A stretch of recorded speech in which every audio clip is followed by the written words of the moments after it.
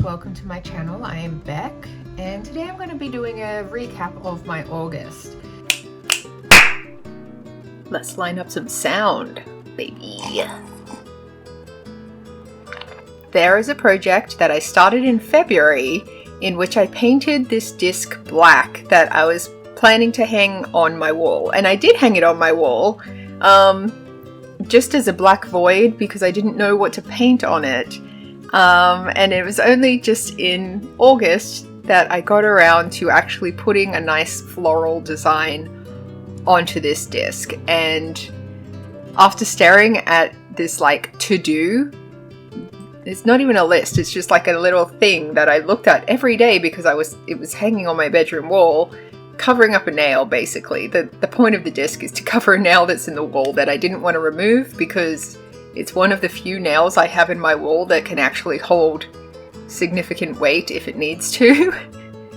I'm not very handy, so my stepdad installed the nail, and now that it's there, I'm not touching it. But yes, originally it was to hold a mirror, but then I didn't want the mirror to be there and I needed to cover the nail, so I got this thing. And yeah, it was just looking at me every day and causing stress basically. And the reason I didn't just paint it immediately was because I had in my mind that it needed to be like the perfect design, that I'd be looking at it every day, and therefore it had to be something that I really loved. And because I knew that like my level of painting skill isn't very good, that whatever I attempted would probably not come out that well, so it has to be something I really like looking at, but also something that's very easy to paint. And in the end, I was just like, currently you're looking at a black dot. So if it's better than the black dot, then you're golden. And that is the case. I am actually really happy with how these like flowers turned out. If I'd taken more time to do a lot more detail, I feel like it would have gotten worse.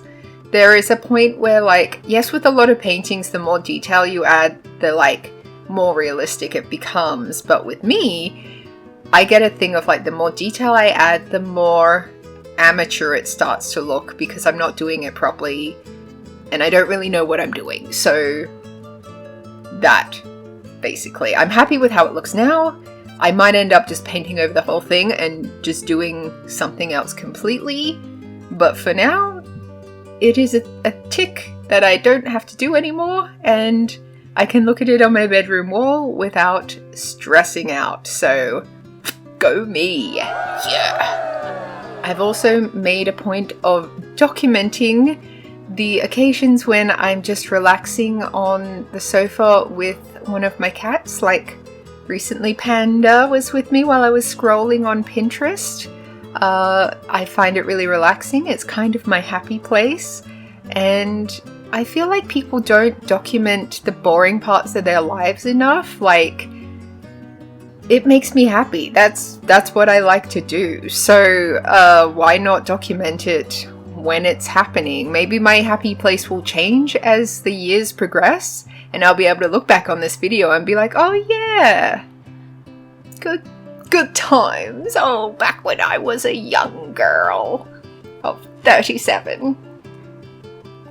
My boyfriend Cam and I went out for this fancy evening. It was actually part of his work conference where he'd been going to these conferences for like a couple of days, and they were local. Most of the people attending the conference were from interstate or overseas, but he was one of the few people who was like living nearby, and he'd asked the organizers if this black tie event was, not black tie, cocktail event. The theme was black and gold. So we were wearing black with touches of gold. Anyway, he asked if it was like a +1 situation where he was saying, I haven't been to one of these events before. I assume it's not +1, but I figured I'd check just in case. And the organizers came back initially saying, yeah, it's not +1 because most people are coming from overseas. But then the organizer got back to him again saying, we've had some people who have RSVP'd yes, but then they've since had to drop out. So we do have space. If you'd like to bring your partner, you're very welcome to. And so I tagged along, and it was a really nice night. It was in this beautiful hotel, the Emporium. I should remember, I was there. But like The view was spectacular. The food was delicious. It was all canapes being handed around, and free drinks, free food, free fancy night. So that was a good time. One fun thing that I have done in August. So a little bit of context is Cam and I have been house hunting. We're planning to buy a house together. And in preparation for that, I have become very conscious of the fact that if currently one of the cats runs out of the front door of the apartment, the furthest they can get is the corridor where the elevator is. They can't really get further than that. So they haven't been wearing collars. There's no way for them to get into the world. In a house, it's all too easy for them to escape into the world. So I have introduced collars into their lives, and they don't love it. Poppy has actually escaped from hers 3 times. I've had to buy her a different kind of collar that stretches instead of popping open, because they both need to have a collar that they can get out of if they're actually like trapped or attached to something. Like if they get caught on a branch, you don't want them to just be stuck wherever this branch is and never be able to find them again. But also you want them to keep their collar on when they're just out, just in the house, just doing things. Like they haven't actually left the apartment and Poppy's popped off her collar a couple of times. So they've generally been accepting of it. I thought that they would be scratching at their neck and being really upset about it, but the most they do is kind of lick at it every now and then, which I think is fair enough, because if someone's forced me to wear something around my neck just suddenly, I would have some stuff to say about it. I wouldn't be very happy, so yeah. We had a really nice foggy morning the other day. It's getting into spring, so like towards the, like even mid to late August, we've had rain, we've had fog. On that foggy morning, by lunchtime, it was perfectly sunny and it was actually quite hot. I was in the city that day, and in King George Square, they were having some sort of like special festival thing going on that was pretty fun. But yeah, I remember going into the city in the morning with my big jacket on, and then by lunchtime, just like t-shirt because it was really warm. I went to this amazing all-you-can-eat sushi place, well, Japanese food place. It wasn't all sushi. I think we did mostly get sushi though. Irrelevant details back. So Cam and some of our friends finally caught up, because when you're an adult, it's really hard to catch up with friends. You always have to arrange your schedules, and like, it's not like at school where you're like, okay, well, all of us are at school during this time and then we're free during the rest of the time, or maybe we have a couple of extracurricular things after school, but apart from that, we're mostly free.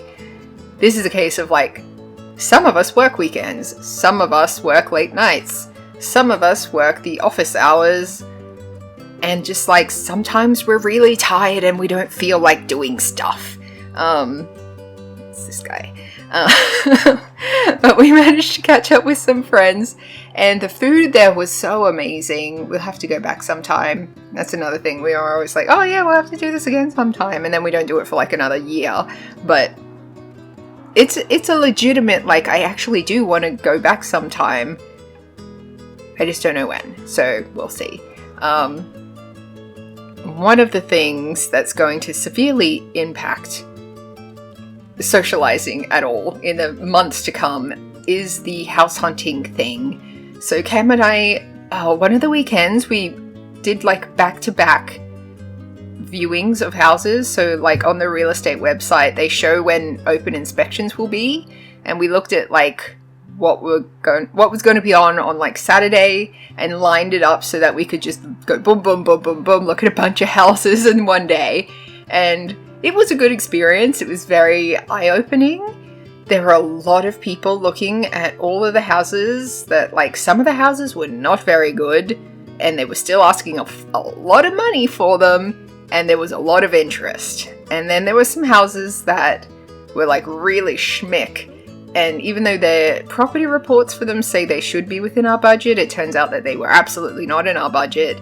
And even if we'd made an offer that was in our budget, The seller probably wouldn't have considered it given the number of people at this place that were probably making offers that were what the seller wanted. The good thing of both being looking for stuff. Okay, my sentences could be better. They could be better. So Cam and I both have the same kind of house in mind that we are looking for, which is a huge bonus when you're searching for a house with your partner. You need to take into consideration what you both want. So when that aligns, it makes it a lot easier. On that weekend, we didn't find anything. Well, we found one that we really, really, really loved. But like I was saying, it was completely out of our budget. So we were tempted to make an offer regardless. But just from talking to the real estate person and them telling us like what the expectations of the seller were, it was kind of like, it's probably not really worth your time, because you have to fill out like a whole like specific form and upload your IDs and things like that. It's not as simple as saying like, oh, would you accept this amount of money? And then they say yes or no. It's like a special process. I basically took the Sunday to be a potato. The amount of social battery that had expelled from my body from just like being around that many people and the stress of looking at all these houses, basically I was dead. So I was just like on the sofa doing nothing. I think I did some drawing actually. I regressed into my like, I need to do something with my hands, but I don't want to think with my brain thing. So I did some drawing. That was an okay day. And then the next day was Monday, and my creative slump or writer's block or whatever one wants to call it, is just gone. Yay! I'm at a writing place where like the scene is on track, and it's an interesting scene that has like characters I've been looking forward to introducing. So I think part of the slump was I was in a place where I didn't really know how I was going to get from A to B, and I was kind of questioning whether they even needed to be where they were in that scene. But I've moved on from that now, so hooray! And I was in the zone of writing. And I think I was maybe even taking a break for lunch or something, but then Cam called me and said that this house that we'd seen online that we didn't go to on that weekend, he talked to the real estate agent and they could arrange a private inspection of this place, like whenever, like ASAP, as soon as we wanted. And the sellers were looking for something that was within our budget. So from the photos, it looked like it was probably going to be out of our budget. And so that was very exciting. We went to look at the place that night. So Monday night, looking at the place, and it was perfect. It's got everything we wanted. I mean, there's a couple of things that was on our like ideal to have list, but like a walk-in thing in the bedroom where it's a whole wall of closets. So I don't think we need it to be a walk-in thing. But this place is great. It's amazing. And so we made an offer on this place and basically went about our lives waiting to hear back from the real estate guy, because he had said that there were other people who'd made an offer as well. And you never know with real estate people if they're just saying that to encourage you to make an offer. So we actually went to see the Cat Empire, which is something we've both been looking forward to seeing for months. Like, we booked it ages ago, and they were brilliant. If you are not familiar with the Cat Empire, look them up on YouTube or Spotify or wherever you listen to music. I've been a fan of them since I was a little kid. They got some bops. Like, I don't know if that's still a phrase, but it's good music, and they put on a really good show.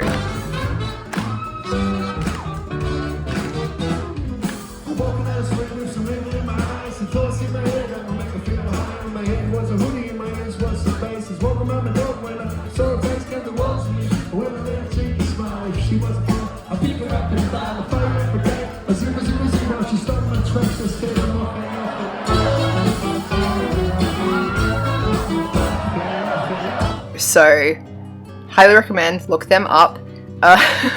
They were opened by, is that the phrase? They were opened by? The opening act, the opening band for them was called The Little Quirks, which I had not heard of them, but they were pretty great too. So look them up as well. They were good. And it was a really great distraction from like the stress of being like houses and real life and jobs and blah, blah, blah, blah, blah. Just going out and dancing and having a good time. That's a good way to like decompress from the stresses of life. But yeah, I don't know exactly what the timing was, but we heard back from the real estate guy that we were one of the top contenders in terms of offers. And so in the interest of keeping things fair amongst everyone, we needed to submit a higher offer that was going to be our best and final offer.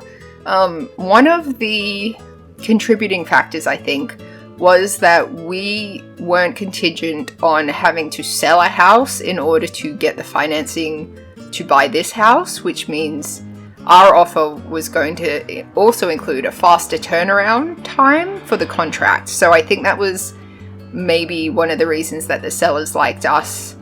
It was because like maybe our offer wasn't as high as somebody else, but also they wouldn't be waiting 6 months before they could actually get the money. That's a guess. I don't really know. I don't know what happens behind closed doors. But after we'd made our best and final offer, we heard back that they had chosen us.